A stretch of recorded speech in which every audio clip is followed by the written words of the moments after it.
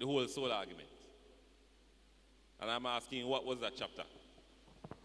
I don't remember the chapter exactly, but I can tell the story and see if I pick it up. All right, tell me the story, and maybe somebody else can tell me the chapter. It was about the rich man who was by the poor man was by the rich man doorway. Yes. And he said he wanted even some of the crumbs. Yes, yes. And then both of them died. And the rich man went to hell and the poor man went to heaven, and he was hot, and then he wanted at least the tip of his finger to quench his thirst or something like that. Yes, yes. All right, so in one month up now. Somebody else can tell you where we did find that. Eh? Yes, Sister Hogarth. Are you sharp, sir? Luke 16. Luke 16, verse 19. Brother Lance, tell us a smile, so. Eh? All right, so we're going to look over it briefly before we go somewhere else. I want you to pay keen attention to verse 14 before we go through it, though.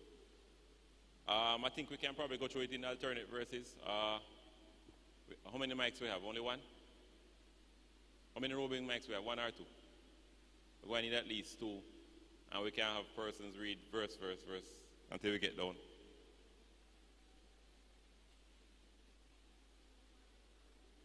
I'm going to read verse 14.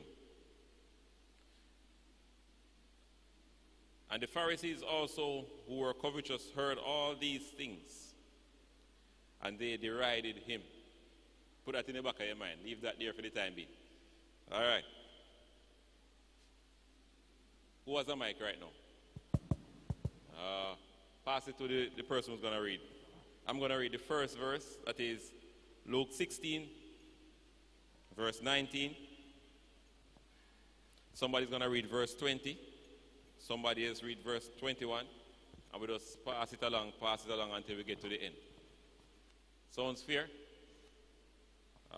We have two mics at least, right? All right, good. So you have to move them around. That by the time the person reads that verse, the next person is ready. So just put up your hand, and they will move the mics around. All right. So I'm going to go with verse 19.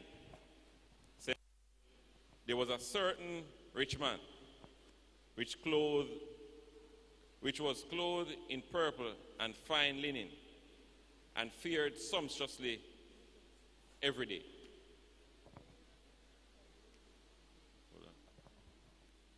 And there was a certain beggar named Lazarus, which was laid